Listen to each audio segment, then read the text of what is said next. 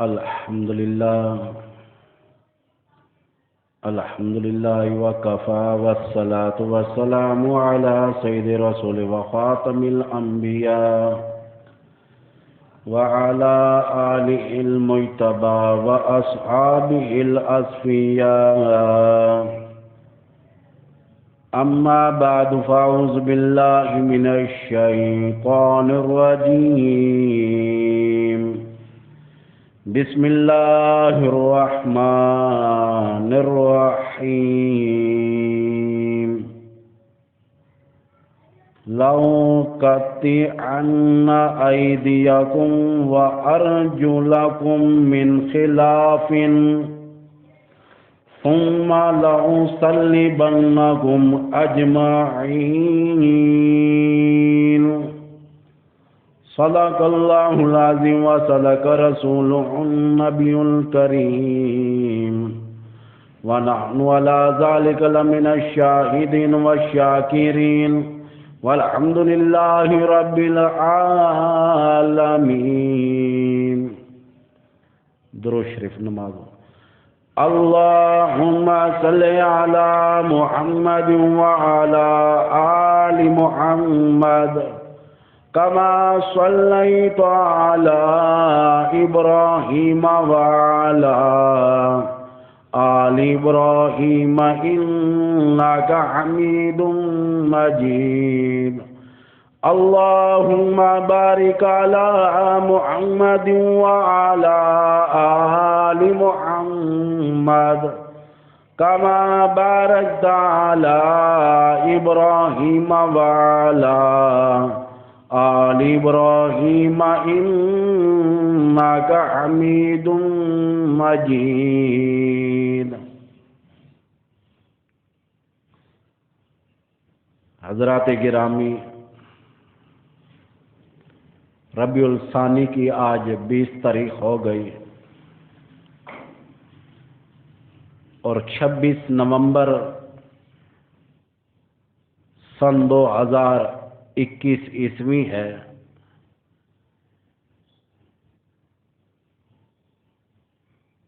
گزشتہ 3 جمعوں سے حضرت سیدنا موسیٰ کلیم اللہ علیہ الصلاۃ والسلام کے بارے میں آگاہ کر رہا تھا.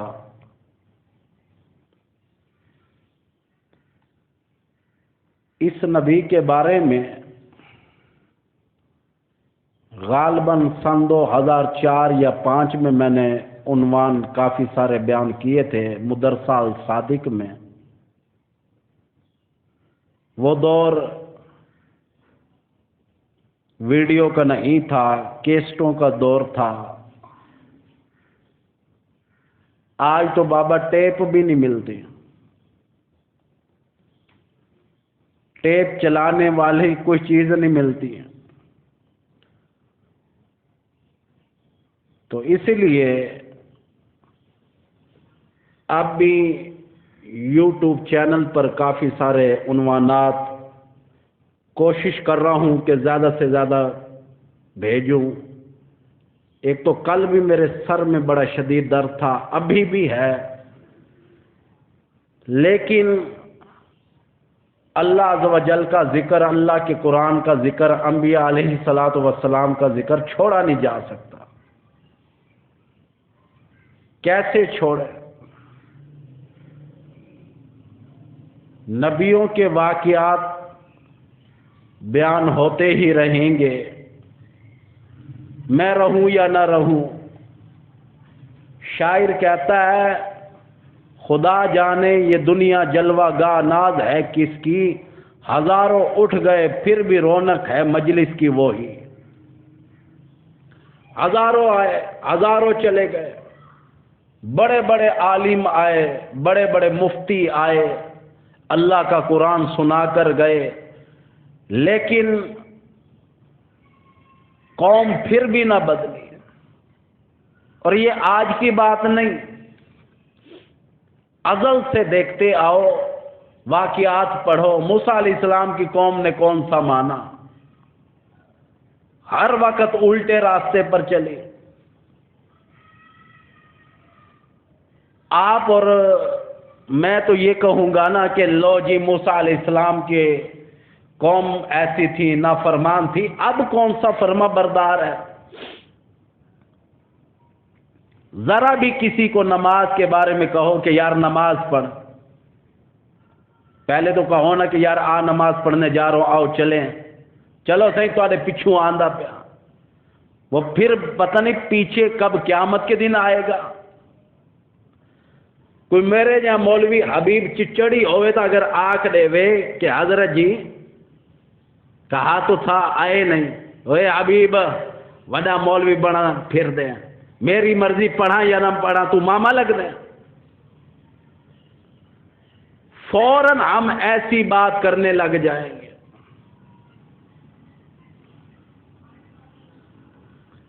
نبی آتے ہیں عمل کرانے کے لیے، نہ یہاں تک کہ عمل کے معاملات میں نبی ایسا نہیں ہوتا کہ خود پیچھے رہے۔ اور موسیٰ علیہ السلام کے واقعات قرآن حکیم میں زیادہ کیوں ہیں؟ ذرا توجہ بھی کیا کرو تاکہ سمجھ آئے۔ اس نبی کے واقعات اس لیے اللہ پاک نے قرآن حکیم میں زیادہ درج کیے، حضور صلی اللہ علیہ وسلم کے دور میں یہود اور نصارہ بہت زیادہ تھے۔ یہودی کہا جاتا ہے موسیٰ علیہ السلام کی قوم کو، یہ سارے یہود تھے۔ ان کی قوم کے واقعات اللہ عز و جل سب سے زیادہ کیوں مناظرے کرتے، سوال و جواب کرتے، حضور صلی اللہ علیہ وسلم کو سوالوں کا جواب دینا پڑتا۔ موسیٰ علیہ السلام کو اللہ پاک نے کوہ طور پر بلایا۔ نبیوں کی عادت تھی ایک ایک مہینہ عبادت کے لیے خلوت میں چلے جایا کرتے تھے۔ آج تو ہم خلوت میں گھنٹہ دو گھنٹہ، رات کو کون جاتا ہے عبادت میں، خلوت میں؟ صبح کی نماز کے لیے بھی اٹھنا مشکل ہے۔ نبیوں کی عادت تھی رات کو خلوت میں عبادت کرنے کی، اور اللہ پاک نے موسیٰ علیہ السلام کو معمولی جگہ نہیں بلایا، یہاں تک کہ کوہ طور پہاڑ پر بلایا، فرمایا کہ آؤ یہاں ایک مہینہ قیام پذیر ہو جاؤ، عبادت کرو۔ ایک مہینہ گزرنے کے بعد آرڈر آیا 10 دن اور بھی لگاؤ، یعنی کہ پورا چلہ 40 دن لگا کر جب آئے قوم میں واپس، قوم نے کیا حرکت کی؟ بچڑا بنا لیا، اور اسی کو اللہ مان رہے ہیں، الہ مان رہے ہیں، معبود مان رہے ہیں، اسی کی پوجا پاٹ عبادت ہو رہی ہے۔ اور یہ بات نہیں کہ موسیٰ علیہ السلام گئے پیچھے کسی کو چھوڑ کر نہیں گئے، حضرت ہارون علیہ السلام کو اپنا جانشین بنا کر گئے کہ تم ان کا، میری قوم کا خیال کرنا، مجھے اللہ نے بلایا۔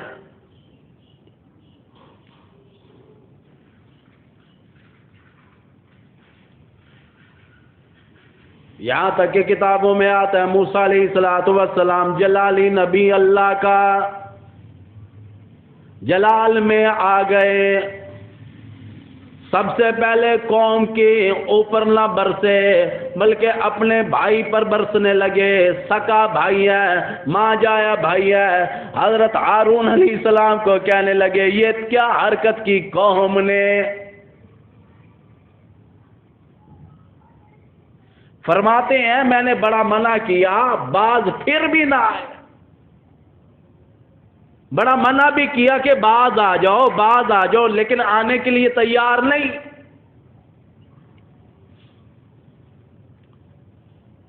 بچڑا بنا لیا، عبادت ہو رہی ہے، بڑا منع کیا، کیا حرکت کی تم نے؟ باز آ جاؤ، باز آنے کے لیے تیار نہیں۔ اللہ کا نبی سمجھاتے سمجھاتے تھک گیا، اک گیا، یہاں تک کہ کتابوں میں آتا ہے موسیٰ علیہ السلام ہارون علیہ السلام کی آپس میں لڑائی ہونے لگی، اللہ پاک نے اس چیز سے بھی منع کیا، آپس میں تنازع نہ کرو، لڑائی نہ کرو، یہاں تک کہ دنیا تمہارا تماشا دیکھ رہی ہے۔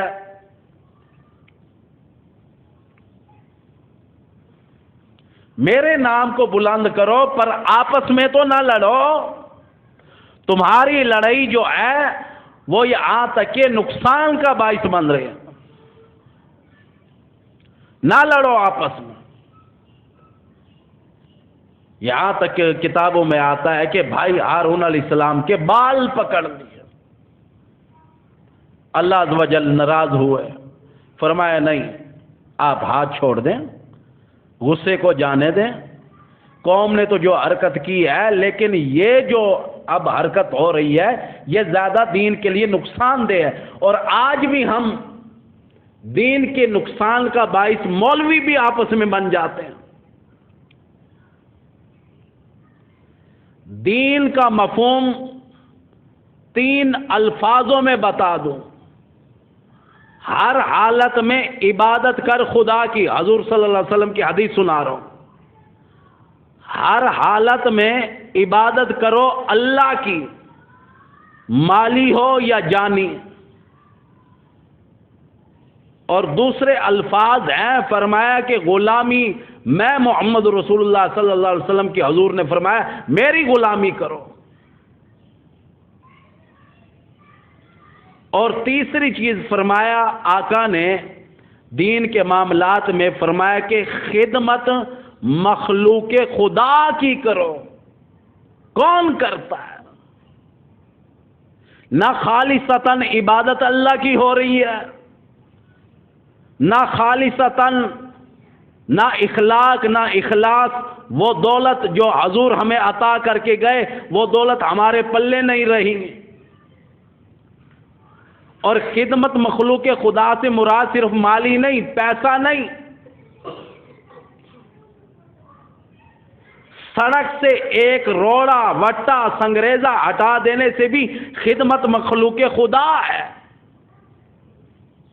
کسی کے ساتھ 2 میٹھے بول بولنا، اس کو تسلی دینا بھی خدمت خدا ہے۔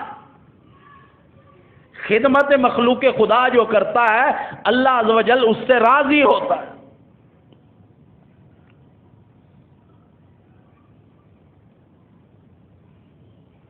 نبیوں کے آپس کے جھگڑے سے اللہ نے جب منع کیا، حضرت ہارون، حضرت موسیٰ کلیم اللہ علیہ السلام کے بارے میں، کہ موسیٰ علیہ السلام جب جھگڑنے لگے اللہ نے منع کیا۔ یہ قرآن صرف نبی کے لیے نہیں آیا، اصل میں امت کے لیے آیا کہ خبردار آپس کے لڑائی جھگڑے دین کے معاملات میں نہیں چلنے چاہیے۔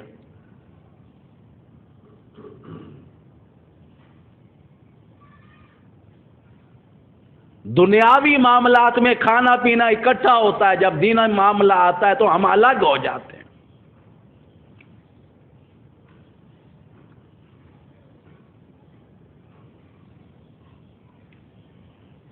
سامری جادوگر تھا، اس نے یہاں تک کہ بچڑا بنایا۔ وہ بچڑا جو ہے نا بولنے والا تھا،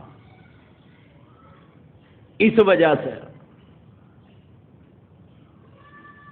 حضور کریم صلی اللہ علیہ وسلم کے دور میں بھی ایک واقعہ گزرا ہے۔ ایک پتھر کا بت بول پڑا۔ حالانکہ قرآن حکیم میں ابراہیم علیہ السلام کے واقعات میں کئی جگہ ہے، نہ یہ سنتے ہیں، یہ بولنا نہیں جانتے، یہ سنتے نہیں، یہ کسی کام آتے نہیں، نفع نقصان کے مالک نہیں، لیکن حضور کے دور میں ایک بت بول پڑا۔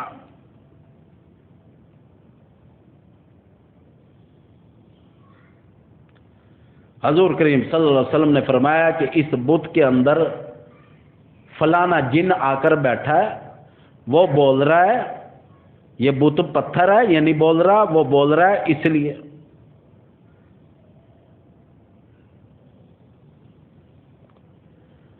اب حضور کریم صلی اللہ علیہ وسلم نے فرمایا کہ کل سارے اکٹھے ہو جانا، میری طرف سے دعوت ہے، اسی بت میں سے اللہ عز و جل کی تعریف بھی ہوگی. اس نے تو نفی کی ہے نا، وہ تعریف کرے گا.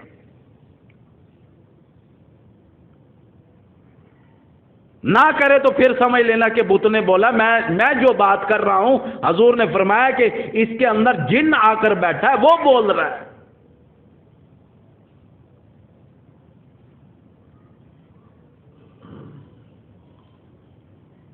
دوسرے دن لوگ اکٹھے ہو گئے. سرکار مدینہ محمد رسول اللہ صلی اللہ علیہ وآلہ وسلم فرمایا اکٹھے ہو جاؤ. اب فلانا جن اس کے اندر نیک ہے، نمازی ہے، پرہیزگار ہے، ایمان والا ہے، اللہ عز و جل کی تعریف کرنے والا ہے، وہ آ کر اب بولے گا. پھر بتاؤ، جب حضور کریم صلی اللہ علیہ وسلم نے یہ معجزہ دکھایا پھر لوگ چپ خاموش ہو گئے.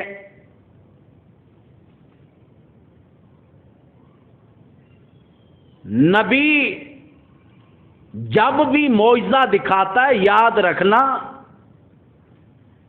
شو مارنے کے لیے نہیں،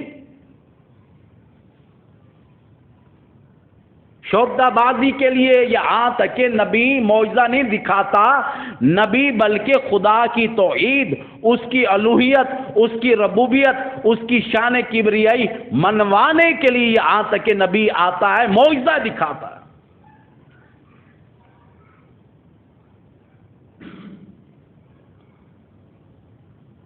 حضرت موسیٰ علیہ السلام کے واقعات میں آتا ہے جب فرعون کے پاس گئے، تبلیغ کرنے کے لیے گئے، باز نہیں آیا نا. کہاں ہے تیرا اللہ؟ اتنی اونچی عمارت بنائی کہ اوپر چڑھ کے دیکھتا ہوں. کئی منزلہ عمارت تیار کروائی اس نے کہ موسیٰ تیرا اللہ کون ہے؟ نظر تو آتا نہیں. اس کے بارے میں ہمیں دکھا، نہ مانا. موسیٰ علیہ السلام نے کہا کہ میں اللہ کا نبی بن کے آیا ہوں، اور اس نے اتنی ہی گھٹیا باتیں کی. لو جی دیکھو جی اب نبی بن کے آیا. کل وہ مکہ مارا تھا نا، فلانے کو مار دیا تھا، آج نبوت کا دعویٰ کر رہا ہے. اس تار کو ذرا پیچھے کر دو نا، میں جیسے کرتا ہوں نا پھر آواز صحیح آئے گی. کل مکہ مارا تھا، اس کے ہاتھوں آدمی یہاں تک کہ انتقال کر گیا تھا. آج کہتا ہے میں نبی ہوں. نکال کے پھر دوبارہ لگاؤ. آج نبوت کا دعویٰ کر رہا ہے. کل کہتا ہے کہ نہیں جی نہیں، واہ واہ، اس سے وہ کام ہوا کہ مکہ مارا، آدمی مر گیا، قرآن گواہ. لیکن جان بوجھ کر نہیں، آمدن نہیں. حضرت عمر رضی اللہ تعالیٰ عنہ کے دور میں یہاں تک کہ بادشاہ ہے، فلانے ملک کا بادشاہ ہے، کسی غریب کا اس کے یہاں تک کہ احرام پر پیر آ گیا، بادشاہ کی گردن میں جھٹکا لگا، بادشاہ نے یہاں تک کہ تماچا دے مارا. وہ غریب آدمی حضرت عمر رضی اللہ تعالیٰ عنہ کے پاس آ گیا، کہنے لگا حضرت جی آپ بڑے عدل کرنے والے ہیں، آپ کو بڑا عادل مانا جاتا ہے، لہذا انصاف کریں. بادشاہ نے یہاں تک کہ مجھے بڑی زور سے تماچا مارا ہے، میں بدلہ لینا چاہتا ہوں. حضرت عمر کے دور کا واقعہ ہے. بادشاہ کو طلب کیا گیا، آؤ بھائی، ہاں بھائی تماچا کیوں مارا؟ اس نے کہا کہ اس کے پیر کے نیچے میرا احرام آ گیا تھا، میرے گردن کو جھٹکا لگا، میں نے اسی لیے تماچا مارا. ہاں بھائی کیوں بھائی؟ اس نے کہا مجھے تو اس چیز کا خیال بھی نہیں تھا، اس کا احرام لٹک رہا ہوگا اس لیے اسے گردن میں جھٹکا آیا، میں نے جان بوجھ کر تو نہیں کیا. فرمایا ہاں ٹھیک کہہ رہا ہے. ہاں بھائی تو نے تماچا کیوں مارا؟ اور بیت اللہ میں بیت اللہ میں کینچی لے کر جانا حرام ہے، بلیڈ لے کر جانا حرام ہے، کوئی چیز ایسی جس سے کسی اور کو نقصان ہو وہ سارا حرام ہے۔ بیت اللہ میں کسی کو گالی نہیں دے سکتے، کسی کے ساتھ بدتمیزی نہیں کر سکتے، بڑے وہاں کے احکام ہیں۔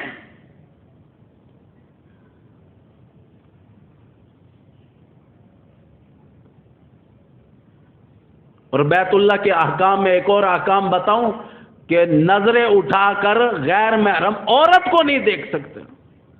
اور یہ صرف بیت اللہ کی بات نہیں، عام روٹین میں بھی قرآن حکیم نے منع کیا کہ غیر محرم کو نظریں اٹھا کر بار بار نہ دیکھ۔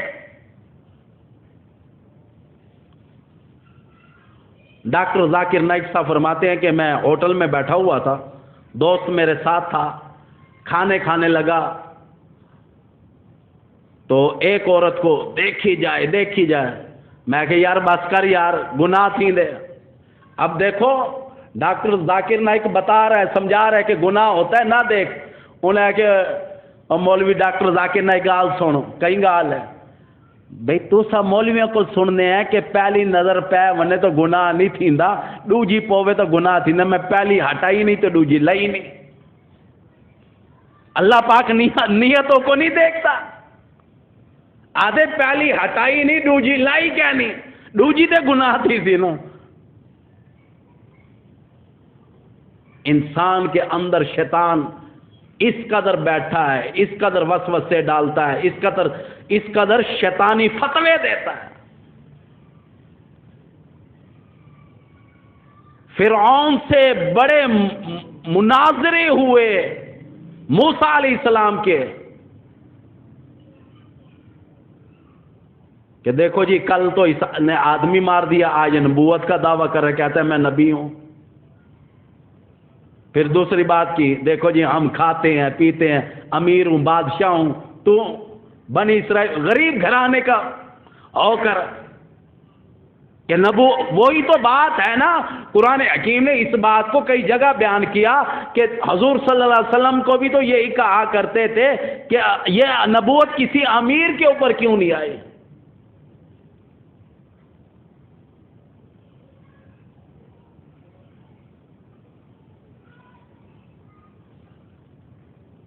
کسی رئیس پر کیوں نہیں آئی کہ آملہ کا لال یتیم، باپ بھی نہیں، گھر بھی غربت والا غریب ہے، اس گھرانے میں نبوت آئی، اور وہ بھی سردار الانبیاء۔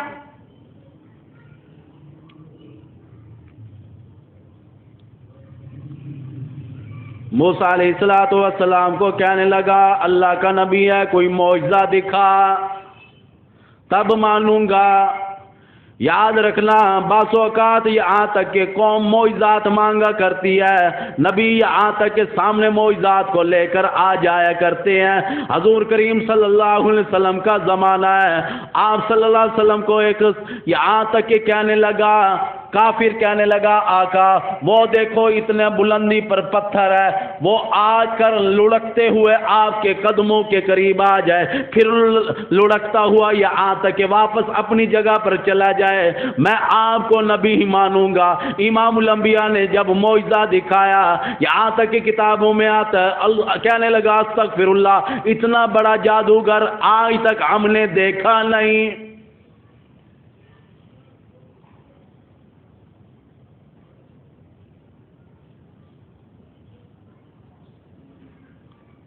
موسیٰ علیہ السلام کے بارے میں آتا ہے کہ ہاتھ بغل میں ڈالتے سفید ہو جاتا، چاندنا ہو جاتا، یہاں تک کہ سورج کی طرح روشن ہو جاتا۔ اور اسی پر مفسرین نے لکھا ہے کہ حضور یہاں تک کہ موسیٰ علیہ السلام کے ہاتھ کا یہ کمال ہے، بغل میں ڈالتے سفید ہو جاتا، سورج کی طرح روشن ہو جاتا۔ یہاں تک کہ فرمایا کہ ہمارے آقا کے ہاتھ کا اتنا کمال ہے، شہادت کی انگلی کا اتنا کمال ہے، اشارہ کیا تو چاند کے 2 ٹکڑے ہو گئے۔ سرکار کا انداز اور ہے، موسیٰ علیہ السلام کا معجزہ اور ہے، آمنہ کے لال کا معجزہ اور ہے۔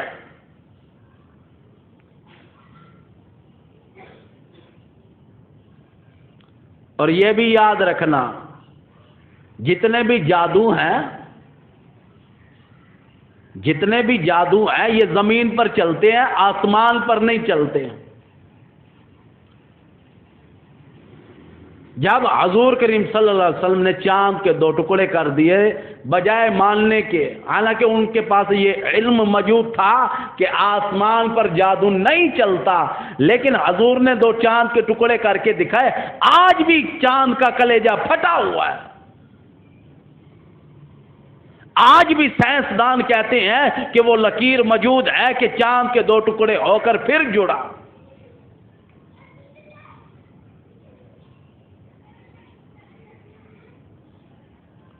پھر بھی لوگ نہیں مانتے، پھر بھی کہنے لگے لو جی لو، اتنا بڑا جادوگر آ گیا، اس کا جادو زمین پر نہیں آسمانوں پر چلتا ہے۔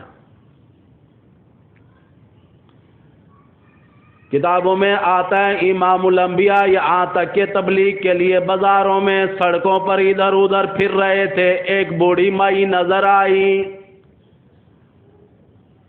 امام الانبیاء قریب آئے، کہنے لگے مائی اماں، بوڑھی اماں کیا بات ہے، تمہارے پاس سامان اتنا زیادہ ہے، دکھاؤ میں اٹھانے کے لیے تیار ہوں۔ امام الانبیاء نے یہاں تک کہ سامان اٹھایا، یہاں تک کہ اس نے جہاں راستے میں منزل مقصود تک پہنچنا تھا، امام الانبیاء ساتھ ساتھ جا رہے ہیں، راستے میں امام الانبیاء کو ہزاروں گالیاں دے رہی ہے۔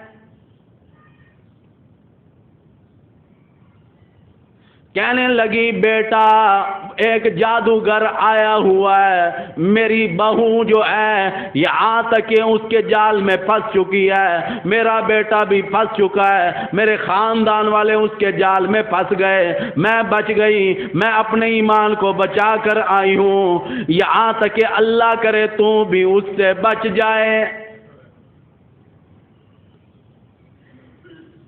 راستے میں ہزاروں گالیاں دیتی آئی، یہاں تک کہ امام الانبیاء رو رہے ہیں۔ جہاں منزل مقصود تک پہنچنا تھا، امام الانبیاء نے سامان اتارا، فرمایا بیٹا کیا بات ہے، کیوں روئے؟ کہنے لگے آقا جسے ساری راہ گالیاں دیتی آئی ہو، گالیاں دیتے دیتی تھکتی نہیں ہو، جسے ساری رات ساری راہ میں یہاں تک کہ تم نے ہزاروں باتیں کی، وہی محمد الرسول اللہ صلی اللہ علیہ وسلم نبی، میں تیرے سامنے موجود ہوں۔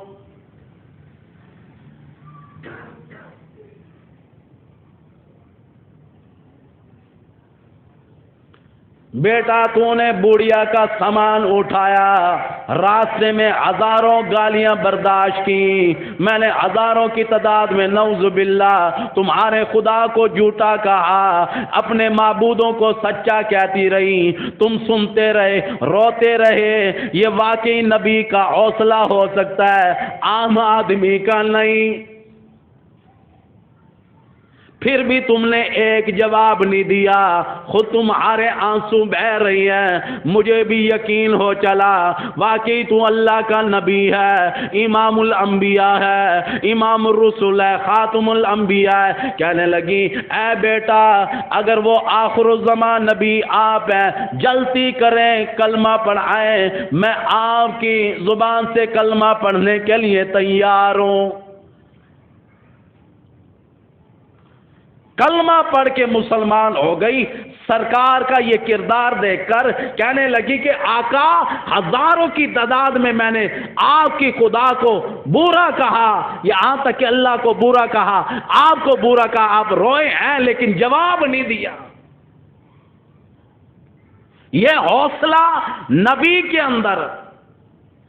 قرآن حکیم میں امام الانبیاء کے اخلاق کی تعریف کی گئی، إِنَّكَ لَعَلَىٰ خُلُقٍ عَظِيمٍ۔ فرمایا اے نبی محمد رسول اللہ صلی اللہ تعالی علیہ وآلہ وسلم، آپ کے اخلاق حسنہ کی قسم، آپ کے بہت بڑے اخلاق کی قسم، عظیم کے الفاظ لے کر آئے۔ قرآن حکیم نے بتا دیا اتنے بڑے اخلاق کے مالک تھے، اتنے بڑے مالک تھے۔ فرمایا آدم علیہ السلام سے لے کر عیسیٰ روح اللہ، یہاں تک کہ ساری کائنات کو ایک پلڑے میں رکھ دیا جائے، لیکن آمنہ کے لال کے اخلاق کو، پیار کو، محبت کو ایک پلڑے میں رکھ دیا جائے، پھر بھی پلڑا بھاری۔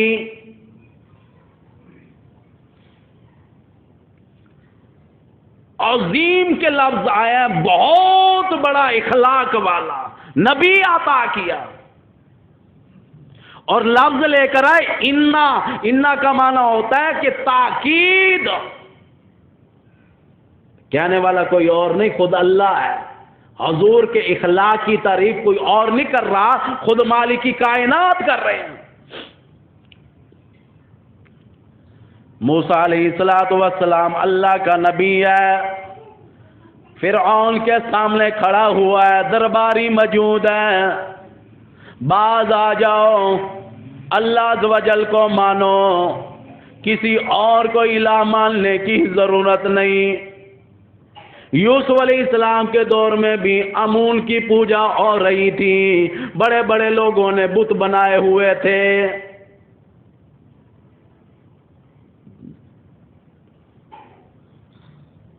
اور اس کا تو معاملہ بھی عجیب تھا کہ خدا بھی اپنے آپ کو کہتا تھا کہ میں ہوں۔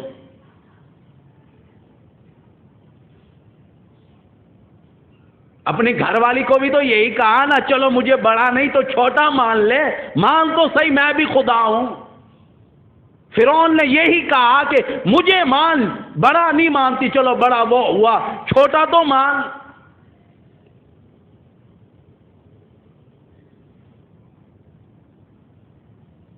فرعون کی ایک بات کروں، حدیثوں میں آتا ہے کہ ساری رات اللہ کی عبادت کرتا تھا اور کہتا تھا کہ تو سچا ہے، اوپر ہے، نیچے مجھے بنا۔ یعنی کہ شیطانی حرکت پھر بھی ہے، عبادت کرنے کے بعد بھی پھر بھی اپنے آپ کو الہ منوا رہا ہے۔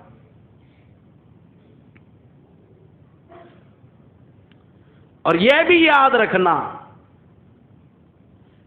حضور کریم صلی اللہ علیہ وسلم نے 5 لوگوں کے نام لیے جنہیں جہنم میں عذاب دیا جائے گا، کبھی وہ جنت میں نہیں جائیں گے۔ حامان، قارعون، فرعون، شداد اور امیہ ابن خلف کا نام لیا۔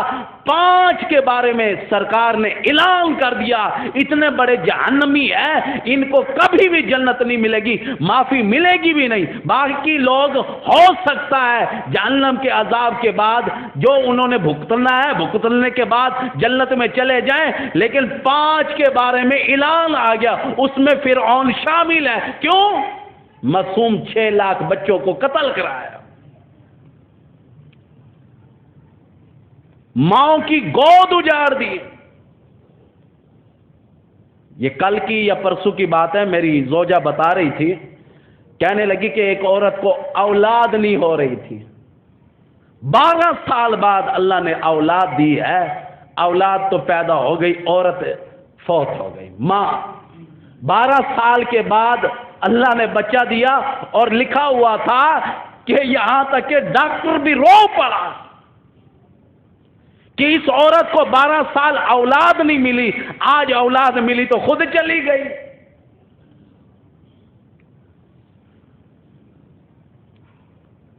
قرآن حکیم میں ماں کی عظمت میں یہی تو سب سے بڑا اللہ نے کہا کہ تجھے اندر پیٹ میں 9 مہینے رکھا، اپنے خون سے غذا دی، خون سے ہڈیاں بھی بن رہی ہیں، گوشت بھی بن رہا ہے، لوتھڑا سب کچھ بن رہا ہے ماں کے خون سے۔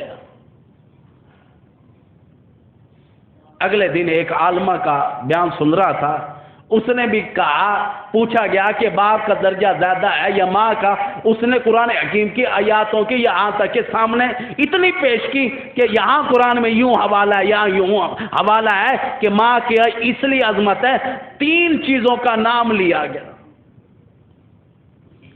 ایک تو 9 مہینے گود میں رکھنا، پھر اٹھائی پھیری، باپ کتنی دیر اٹھاتا ہے، ماں کتنی دیر اٹھاتی ہے، سارے جان دو۔ پھر یہاں تک کہ اگلی بات کہ ماں دودھ پلاتی ہے۔ اچھا اب یہاں دیکھو قرآن حکیم میں موجود ہے، جا کر مفتیوں سے مدرسوں سے پوچھ لینا کہ جس آپ کے بچے کو دودھ پلا رہی ہے اس کی اجرت لے سکتی ہے، لیکن آج تک کوئی مائی کا لال ثابت تو کرے کسی ماں نے اپنے بچے کو دودھ پلانے کے شوہر سے پیسے لیے ہوں۔ کیوں کہ ماں کی فرط محبت اتنی شدید ہے۔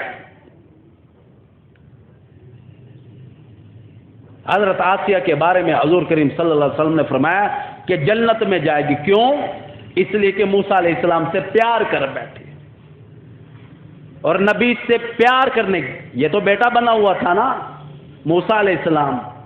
اب دیکھو قیامت کے دن حضرت آسیہ کے بارے میں سرکار کا فرمان ہے میری دلہن بنے گی، تھی فرعون کی گھر۔ اور یہ بھی بتا دوں فرعون سے شادی اس لیے نہیں کی تھی کہ یہ امیر ہے، یہ بادشاہ ہے، یہ پیسے والا ہے، نہیں، حدیث شریف میں آتا ہے محمد عربی صلی اللہ علیہ وسلم نے فرمایا اپنے خاندان کو بچانے کے لیے یہ حرکت کی تھی۔ کیوں؟ ایک تو عمر چھوٹی تھی، باپ نے کہا بھی صحیح کہ میری بیٹی ابھی چھوٹی ہے، نہیں ٹھیک ہے دے دو۔ فرعون کہنے لگا میرے عقد میں دے دو، ورنہ دھمکی دی تیرے خاندان کو اڑوا دوں گا، مروا دوں گا۔ اور بادشاہ ایسی حرکتیں کرنے میں کون سی دیر کرتے ہیں۔ حضرت آسیہ نے شادی خاندان کو بچانے کے لیے کی ہے، اور دل میں حدیث شریف میں آتا ہے اس کے دل کے بارے میں خود خدا نے بتایا حضور کریم صلی اللہ علیہ وسلم کے پاس، یہاں تک کہ خبر آئی کہ حضرت آسیہ دلی طور پر اس کے ساتھ ذرا بھی محبت نہیں کرتی تھی، اللہ کے نبی سے کرتی تھی۔ تو یاد رکھو موسیٰ علیہ السلام کا ایک جمعہ اگلا اور بھی لگاؤں گا، اس میں بھی انشاءاللہ بیان ہوگا۔ تو آج کی جو آیات پڑھی ہے اس میں یہی ہے کہ مقابلہ ہوا، مقابلہ جو ہوا اس میں یہاں تک کہ موسیٰ علیہ السلام جیت گئے، ان کی لاٹھی اژدہا بن گئی، تمام سانپوں کو نگل گئی، پھر لاٹھی بن گئی۔ اس کے بدلے میں فرعون کیا کہتا ہے، ان کا دایاں ہاتھ کاٹو، بایاں پیر کاٹو۔ جو آیات میں نے خطبے میں پڑھی ہے اس کا یہی ترجمہ ہے، اور انشاءاللہ جتنا بھی ہو سکے، ایک تو کل بھی میری طبیعت ٹھیک نہیں تھی، میرے لیے بھی دعا کرو، چودھری یوسف صاحب کے لیے بالخصوص سب سے التجا کروں گا کہ انہیں تکلیف ہے، دل کی بھی ہے، اور کچھ اب اور بھی پرابلم ہے، اور یہ دعاؤں کے لیے التجا بھی کر رہے تھے۔ اور ایک اور التجا کروں گا کہ آج ایک میرا دوست آیا دکان پہ، تو وہ بہت رو رہا تھا، اس کی کوئی گھریلو بڑی شدید پریشانی ہے، تو اس نے کہا یار حبیب دعا خود بھی کرنا، لوگوں سے بھی کرانا دعا، تاکہ کہ میری پریشانی بڑی شدت کی ہے، یوں سمجھ لو کہ اس کے لیے سانس لینا بھی محال ہو رہا ہے، اتنی شدید گھریلو پریشانی ہے۔ تو اس نے خاص طور پر تمام مقتدیوں سے بھی التجا کروائی ہے کہ کہنے لگا کہ مقتدیوں کو کہنا پتہ نہیں اللہ کس کی سن لے گا، تو اللہ پاک اس کے گھر پر کروڑوں ارب خرب کی تعداد میں رحمتیں فرمائے، تمام کی عزتوں کی حفاظت فرمائے۔ جن احباب نے سنتے پڑھنی ہو سنتے پڑھ لیں، وما علینا الا البلاغ المبین۔